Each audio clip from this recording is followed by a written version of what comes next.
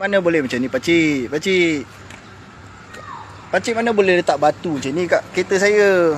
Tak ada. Masalah sekarang, kau blocking orang. Kereta aku tak boleh nak keluar. Jadi aku terpaksa lah buat macam ni. Aku nak pergi kerja. Takkan aku dah berapa kali horn kau. Tapi kau...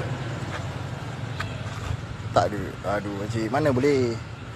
Saya lupa je, saya dah lambat pergi kerja. Itu lupa masalah kau. Takkan kau lupa kau Saya terlupa nak letak. Nak jadi masalah. Saya terlupa nak letak nombor telefon. Tak ada, sekarang aku nak pergi kerja. Kau kena fikir juga. Aku nak pergi kerja macam mana?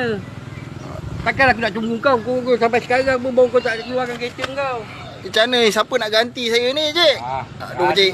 Tak ada mana rosak mana pun. Aduh, dah bengkok. Saya baru beli sebulan ni kereta ni, cik. Itu masalah kau, bukan salah aku. Sekarang masalah yang kau blocking aku, bukan aku blocking kau. Aduh. Aku nak pergi kerja. Kau daripada 6 pagi aku hon. Nombor telefon pun kau tak letak.